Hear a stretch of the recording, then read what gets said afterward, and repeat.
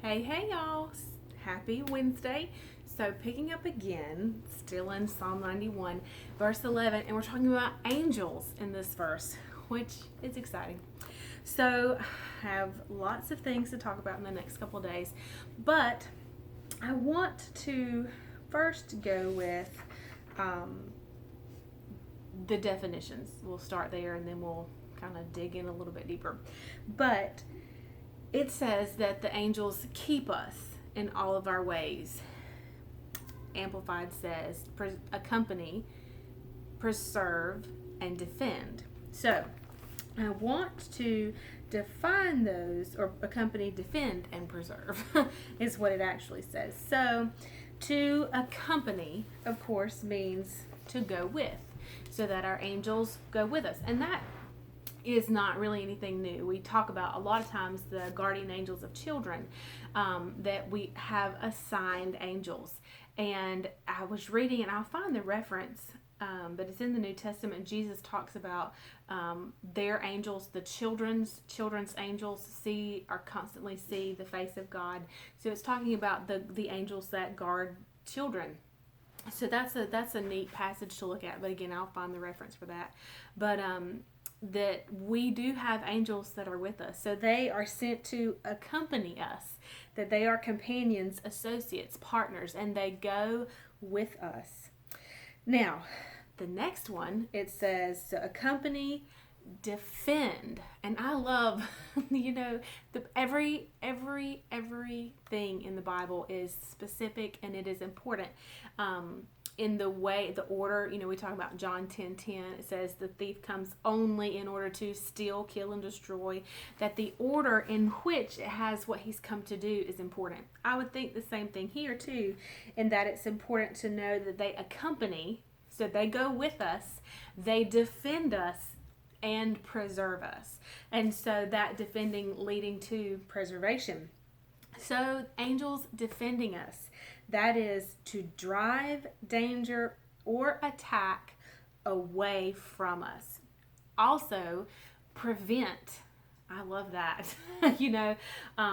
How many times, that we won't know this side of heaven, but how many times has the weapon been formed? Okay, so Isaiah 54:17 that says that no weapon formed will prosper.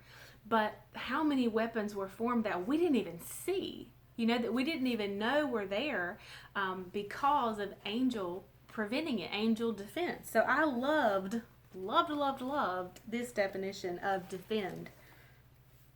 To drive danger or attack away from. That they drive it away from us. And looking at that definition and then tying into what we talked about yesterday, and me sharing about the accident that we saw literally seconds, it's like 3 seconds in front of us. And I said, I wonder, did angels kind of help keep us back a little bit when we were going, to just time it out to where we were safe to keep us, and that they would literally drive it away from us, or drive us away from the danger.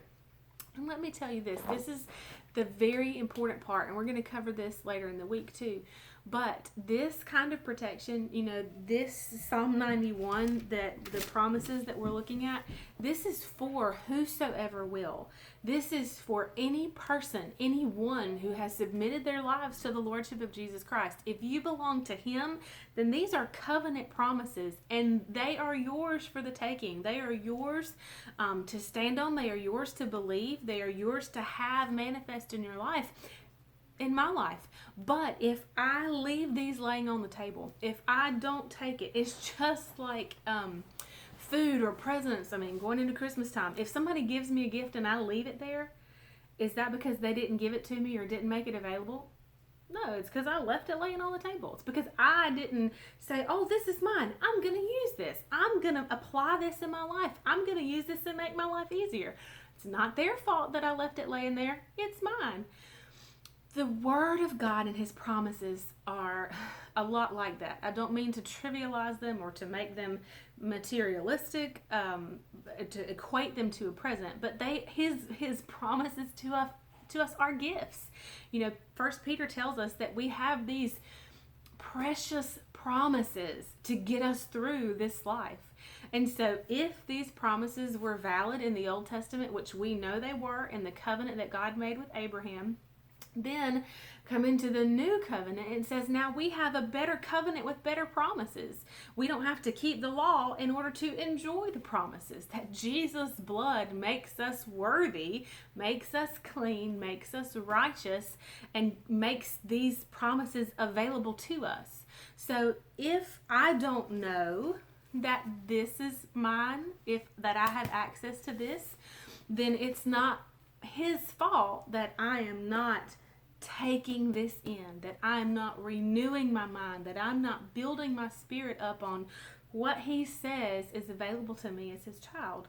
So anyway, we got through Accompany and Defend, and we will look at Preserve tomorrow, and I'll see you then. Bye, y'all.